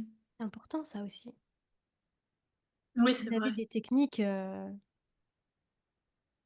leur partager quoi, donc allez-y. Ça va dans les 2 sens. Ouais. Ouais, c'est vrai, que ça, c'est important, et je pense, effectivement que proposer un petit avant-goût de ces services, c'est vraiment une super, solution et puis même sur le coût du salon, bah, ça, enfin, pendant le salon, quand il y a des gens qui viennent, vous consulter, même pour un petit truc de 30 minutes, bah, déjà ça anime votre stand, ça permet effectivement, comme tu le disais, d'avoir un avant-goût de ce qu'on peut, offrir. Donc ça crée aussi un lien de proximité, plus facile. Hem, Bah, ça peut aussi rembourser une petite partie du coût, du salon aussi. Donc en fait, c'est tout bénef, pour vous Mmh, de enfin, si c'est possible en fonction de ce que vous proposez, de pouvoir, donner un petit avant-goût, je pense. exactement Et tu vois, on en parlera la prochaine fois dans le prochain épisode. Mmh Je fais un petit teasing, mh. mais je vous conseille fortement, si vous avez la possibilité et l'envie bien sûr de faire des ateliers ou des conférences, et c'est vraiment à ce moment-là où c'est un moment propice pour parler plus en profondeur de votre offre et encore une fois, à la fin, faire un appel à l'action. Ouais. Pour inviter soit à prendre rendez-vous, soit à découvrir votre offre, soit à venir, discuter avec vous à votre stand plus en privé, enfin voilà, ça se prépare, ça se Mmh. prépare. C'est vrai. Et est-ce que tu aurais aussi des conseils sur, comment, récolter des contacts Mmh, clients? Si par exemple, en plus, on ne propose pas forcément de petites, prestations, est-ce qu'il y a aussi d'autres techniques pour pouvoir approcher un petit peu les potentiels clients et récolter des contacts? mmh. Alors, ce qui peut être intéressant, c'est effectivement, déjà dans un premier temps, si tu proposes des mini consultations et que tu es seul à ton stand, bah, si tu es réflexo, que tu as les mains dans l'huile, et sur les Mmh pieds de quelqu'un, heu, le mieux, c'est quand même d'avoir une petite fiche, à ton stand pour que les gens puissent s'inscrire à tes mini consultations avec les créneaux horaires. Mmh. Donc ça peut être intéressant pour, récolter aussi, du coup, les contacts. Donc, nom, prénom, l'adresse mail, le téléphone. Ça peut être intéressant. Bon, Ouais, c'est pas obligatoire, mais après ça, c'est pour une question d'organisation parce que c'est vrai qu'après, ben, sinon tu parles peu avec les gens, tu es tout le temps oui, dans le petit soin, quoi. Après, tu peux mettre en place, des jeux concours pour gagner, un soin, un produit, enfin quelque chose, pendant la durée du salon. Si tu as plusieurs jours de salon, pourquoi pas faire gagner des choses différentes? C'est OK aussi. mmh, Tu peux mettre en place une tombola, enfin quelque chose, par rapport à ça. Je crois que je l'avais déjà dit dans l'épisode 1, mais ce genre de petites choses, alors ça marche bien, vous allez avoir, beaucoup de contacts. ouais, En revanche, c'est pas forcément des gens qui vont être hyper intéressés, heu, par vous et par votre pratique. ouais, Sauf si vous êtes, vraiment niché. Tu vois, j'ai le souvenir, d'une doula, qui faisait gagner, ça fait un moment déjà que j'avais vu ça, qui faisait gagner, un serrage bassin. Bah, là, mmh, évidemment, c'est assez niché, donc oui, là, potentiellement, tu as des gens qui sont intéressés par ta pratique. Après mmh. sur d'autres choses, et souvent, hein, moi, j'ai des amis qui le font, donc tu as beaucoup, beaucoup de contacts, mais après tu fais le tirage au sort et les gens te contactent pas, derrière. Ah ouais, d'accord. Ça arrive. Ça arrive, hein, mais bon Ouais, voilà, donc sachez juste que oui, vous allez récolter plein de contacts, mais c'est pas forcément des contacts qualifiés, intéressés par votre pratique. C'est plus, le côté, gagner quelque chose qui les motive, en fait. ouais, ouais, c'est vrai. Après voilà, tu peux avoir, comme je disais tout à l'heure, à ton stand, une fiche contact pour rester en contact avec les gens. Ça marche plutôt bien. Je suis en train de penser que là, récemment, j'ai vu quelque chose et je me suis dit: c'est pas très pertinent», mais bon, je l'ai pas dit parce que j'étais en tant que visiteuse et puis il y a un moment, Bien je peux sûr. pas dire à tous les gens: ça c'est pas très pertinent», donc voilà. Mmh. Moi, je me balade, hein, je suis en repos ces jours-là. Mais j'ai vu il y a pas très, très longtemps, en fait, une thérapeute qui proposait donc de déposer les contacts pour s'inscrire à sa newsletter. Et en fait, D'accord. j'ai trouvé que c'était pas forcément pertinent parce qu'en fait, on connaissait pas trop sa pratique, enfin, tu vois? I Oui, Pour s'inscrire à une newsletter, il faut qu'il y ait quelque chose, d'engageant derrière. Tu as vraiment envie ouais, de le faire.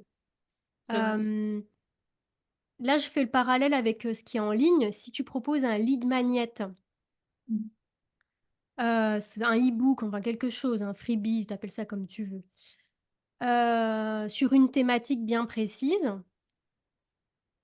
Je sais pas, là, j'ai envie de parler, je sais pas, des problématiques de sommeil, par exemple.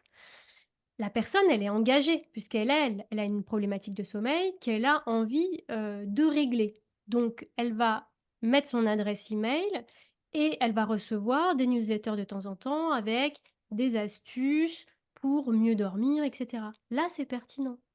Ouais, Mais juste s'inscrire à une newsletter et que tu sais pas ce que tu vas recevoir derrière, alors qu'on est déjà bombardé de mails, tous les jours, toute la semaine, toute l'année, il faut vraiment avoir envie de recevoir les mails, quoi, tu vois? ouais, c'est vrai.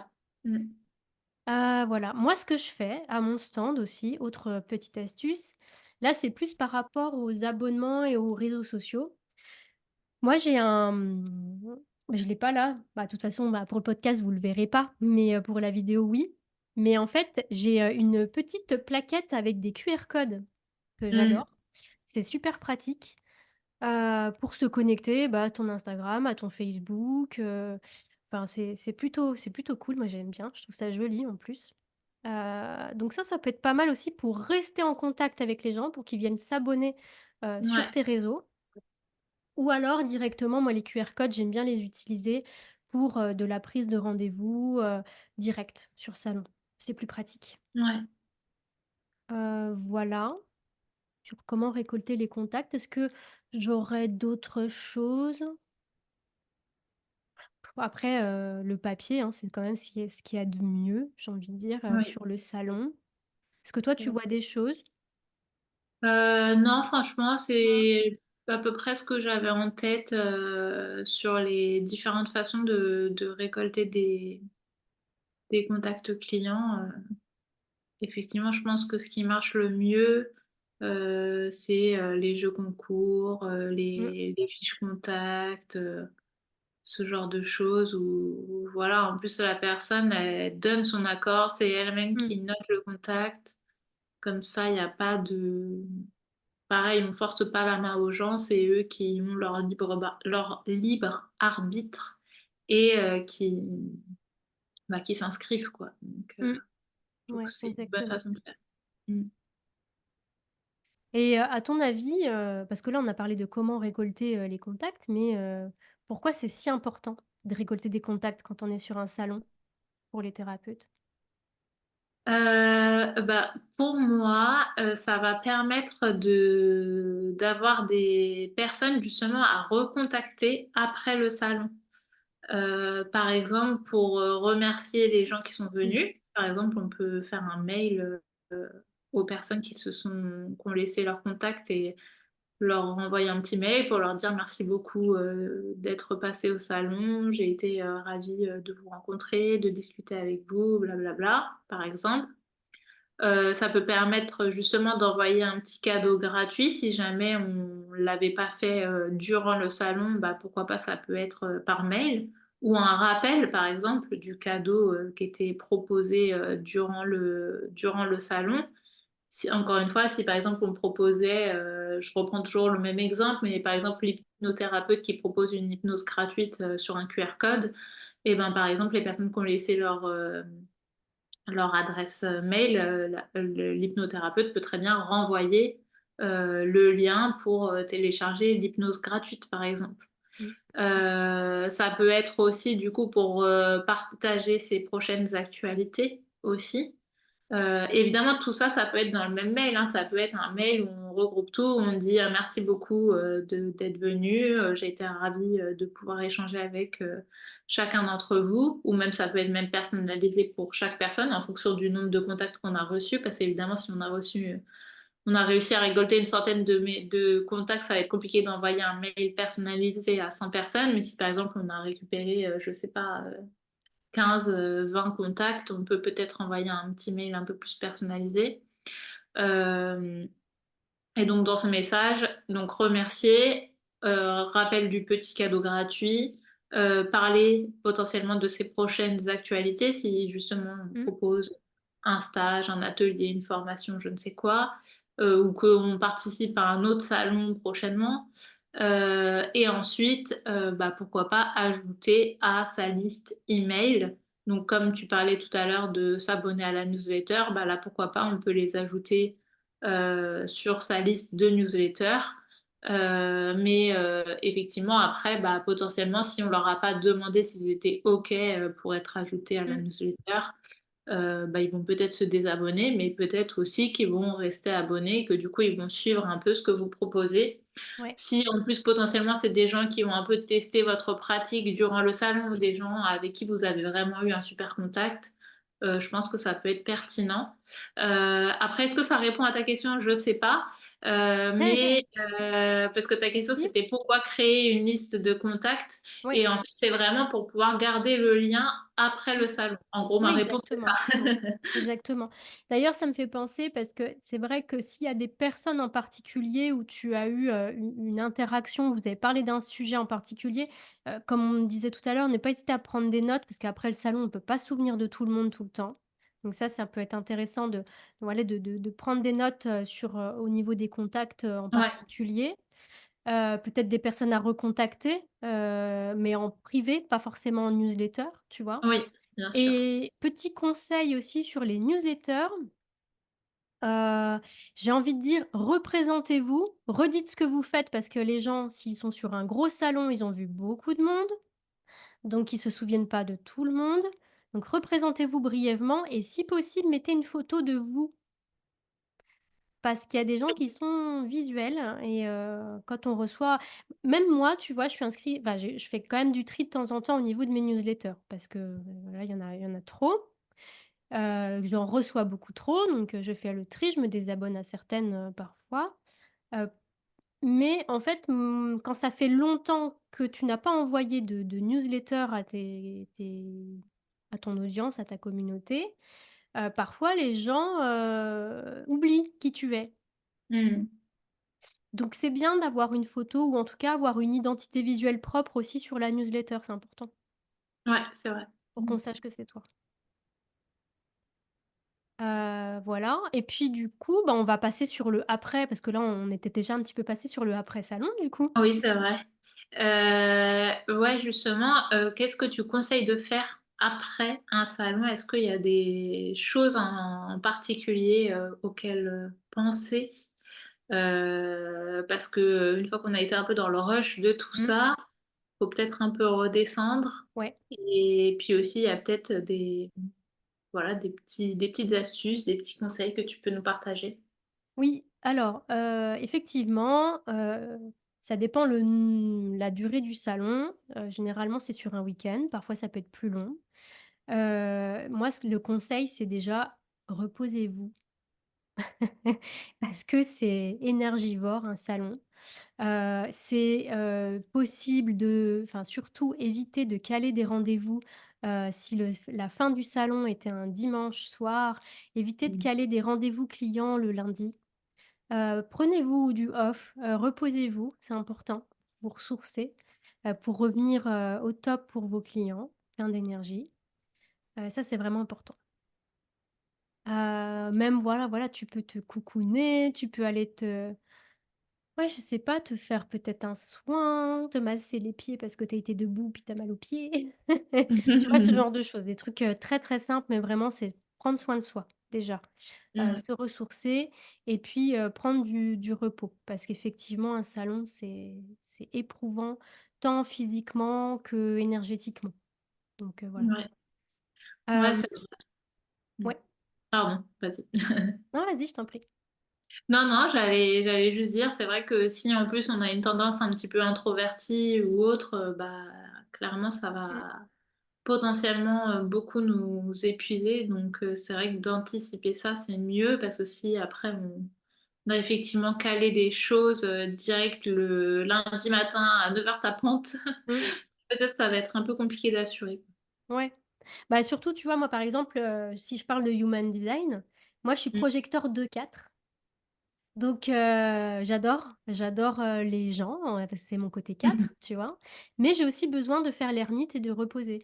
après. Donc effectivement, moi, après un salon, généralement, il y a plus personne, pendant une semaine après, je suis un peu, en off, un peu en sous-marin, effectivement. Ouais. Je travaille, mais plus en sous-marin sur des choses, tranquillement, tu vois? Sur de Mmh. la com, enfin des trucs un peu, voilà. Je prends pas de rendez-vous, je prends pas un soin le lendemain quoi d'un Ouais. salon. C'est non, je fais pas ça. Hem, après, donc ce qui est important aussi, c'est après le salon, c'est de faire un bilan. Mmh. De faire un bilan sur, bah, quels étaient tes objectifs, quand tu t'es inscrit au salon? Est-ce que tu as atteint tes objectifs après le salon? C'est important. Est-ce que le salon s'est bien passé? Est-ce que c'est un salon que tu aurais envie de refaire l'année prochaine? Tu vois, ce genre de choses. Ouais, Aussi, je pense que ça, c'est important de le faire à chaud. C'est-à-dire, n'attendez pas trop longtemps avant de faire votre bilan parce qu'après, bah, voilà, on a les clients, on reprend le rythme et puis après, il y a des choses qu'on zappe, qu'on oublie. ouais. Donc, faites votre bilan, on va dire, à chaud.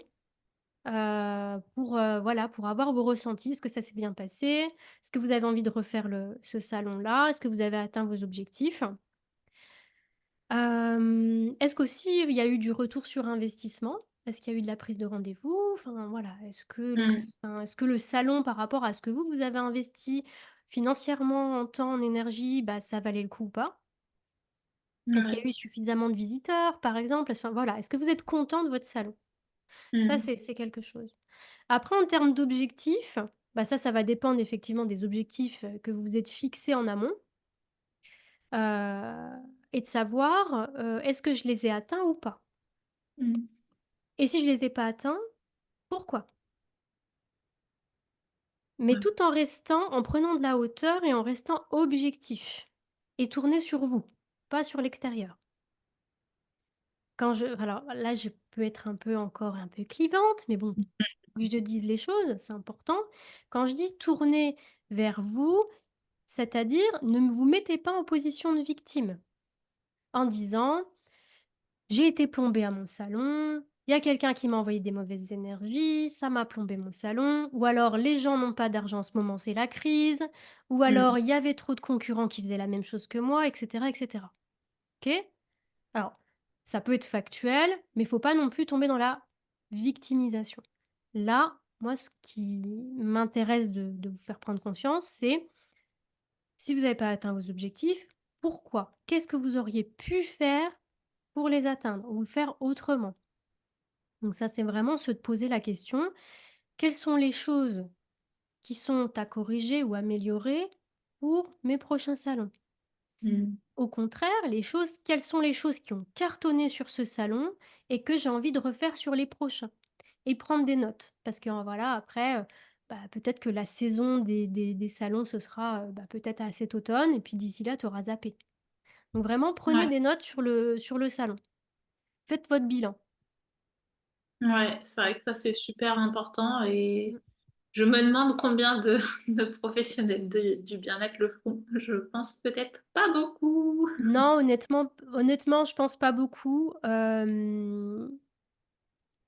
pas beaucoup et surtout, en fait, il y a ce côté, ouais, victimisation un peu. En fait, soit tu as fait un super salon, tu as eu plein de contacts et tout et en fait, enfin, tu peux être aussi biaisé parce que, par exemple, toi, ton objectif, je vais prendre un objectif, très concret.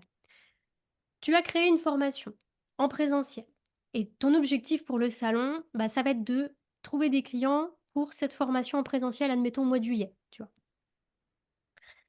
Ton objectif, c'est ça, c'est de remplir ta formation, c'est de la vendre et en fait, tu fais un super salon, tu fais plein de rencontres, de thérapeutes, de nouveaux collègues thérapeutes, tu parles à plein de gens, tu as des contacts, pour mettre, voilà, dans ta liste email et en fait, tu as plutôt fait un bon salon, mais tu as pas vendu. Bah, en fait, il y a la différence entre ton ressenti, oui, ça s'est bien passé, tu as été à l'aise, tu as bien discuté avec les gens, tu as eu plein de contacts, mais en fait, tu avais des objectifs au départ de vente de ta formation et tu as pas vendu ta formation. Donc Ouais. c'est un petit peu, revenir un peu là-dessus parce que des fois, bah, quand tu es dans l'euphorie de ton salon, bah, tu zappes un peu, ton objectif de départ. Ouais, c'est vrai. Ça, c'est important et Mmh, peut-être aussi réfléchir à qu'est-ce qui est de l'ordre un peu de plus de l'émotionnel par mmh, rapport, au bilan. Parce que ça peut être bien aussi de se demander: «Est-ce que je me suis sentie bien, pas bien?» mmh, Enfin voilà, plus vraiment de l'ordre du ressenti, de l'intuition et cetera et ensuite se baser aussi sur des vraies choses, concrètes et factuelles, sur des chiffres. je sais pas, même calculer la rentabilité par rapport à qu'est-ce qu'on a investi comme argent, qu'est-ce qu'on a investi comme temps. Est-ce que du coup, par rapport aux objectifs qu'on s'était fixés, ben, est-ce qu'on trouve que ça rentre dans le temps et l'argent qu'on a investi? Est-ce qu'on trouve que ça valait le coup ou pas le coup? Et comme ça, justement, on peut réadapter si on souhaite refaire un salon. Mmh. Donc, c'est vrai que c'est important de prendre les deux en compte. Et c'est vrai que souvent, bah, quand on est dans le milieu du bien-être, on est plus dans le ressenti, dans l'émotionnel et dans l'intuition que dans le factuel. Ouais, mais les deux sont importants. Et Exactement. après, si tu considères que, tu as planté ton salon, bah, c'est pas grave et tu voilà, tu notes ce que tu peux améliorer pour les prochaines fois et aussi, bah, si tu avais un objectif de vente, pardon, très concret, bah, c'est de te poser la question de maintenant qu'est-ce que tu fais? Qu'est-ce que tu mets en place comme action pour vendre ta formation? Mmh. Et aussi, ce qui est intéressant, c'est bien noter les feedbacks aussi des gens. Quand tu as alors là, je prends l'exemple de la formation parce que c'est un exemple concret, mais ça peut être plein d'autres choses. C'est, quand tu as, parlé de ton offre, de ta formation, ton atelier, enfin bref, ce que peu importe, c'est voir le feedback. Qu'est-ce que t'ont dit les gens? «Ah oui, Ouais. ça a l'air bien. Ah mais, c'est tant de temps. Ah mais c'est tel tarif» et cetera. Prendre un peu la température. Mmh. De comment ça a été ressenti aussi, par les gens. Parce que peut-être que tu as créé quelque chose pour te faire plaisir à toi, mais il y avait pas un réel besoin derrière ou une réelle demande. Ouais, ouais, c'est vrai. Bah, merci, pour tous ces conseils. En tout cas, on arrive à la fin de l'épisode. Bravo déjà si vous nous avez écoutés jusqu'au bout parce que je pense que l'épisode, il va être assez long.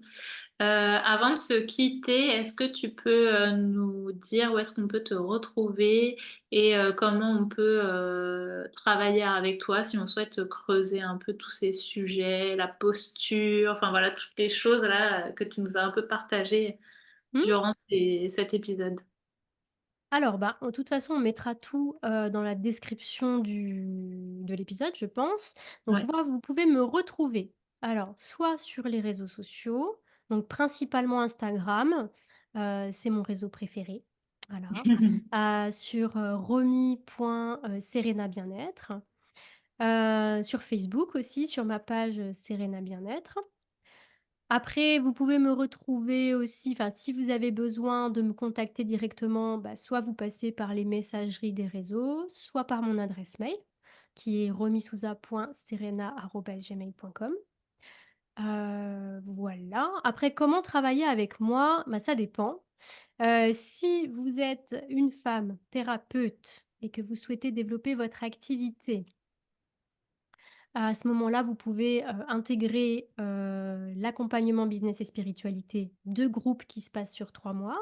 Donc ça, vous pouvez me contacter directement, ou aller sur mon site pour en savoir plus. Je suis en train de refaire la page d'ailleurs en ce moment, au moment où on enregistre le podcast, mais promis, quand il sortira, la page sera terminée. Je suis en train de remettre à jour un petit peu les infos.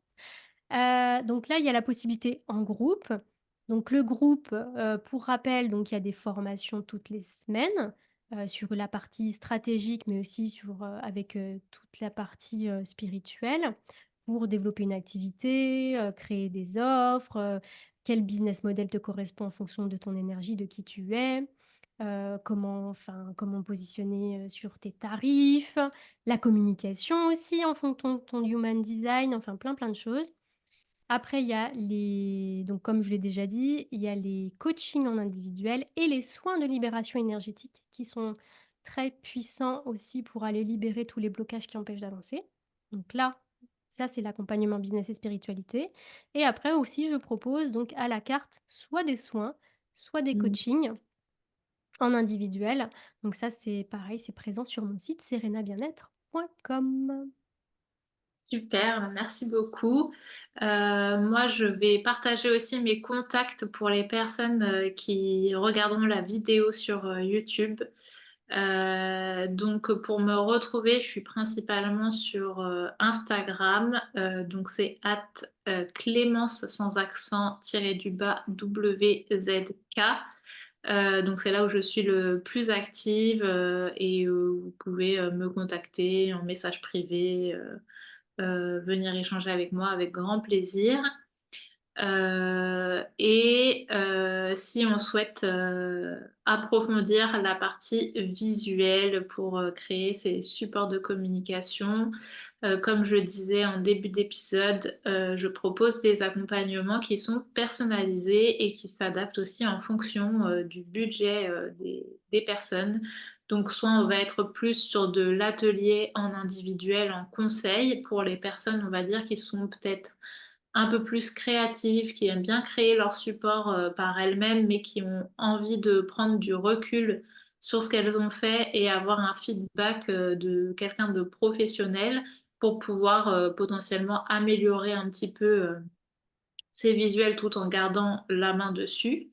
Ou bien sinon, bah, je propose également des accompagnements graphiques où là, c'est plus de la co-création où on va, discuter ensemble et ensuite je vais, créer, de mon côté, les visuels, dont la personne va avoir besoin, sur son stand par exemple et ensuite on échange, pour voir si ça correspond et cetera. Donc voilà, il y a deux possibilités, bah, toutes les informations, sont sur mon site donc www.clémence, wzk.com. Voilà. Merci. Heu, merci à toi. Ouais, bah, écoute, on arrive, ça y est, à la fin de cet épisode. Ouais, Merci beaucoup, pour tout ce que tu as partagé aujourd'hui. Franchement, avec plaisir. c'était, super intéressant et puis, du coup, ben, on se donne rendez-vous pour, l'épisode, 3, qui sera sur, ton podcast. Oui, et l'épisode 3, on va parler de, comment bien préparer une conférence et ou un atelier quand on est entrepreneur du bien-être. Voilà, voilà. Gros programme. Gros programme. À bientôt! À bientôt, bye bye.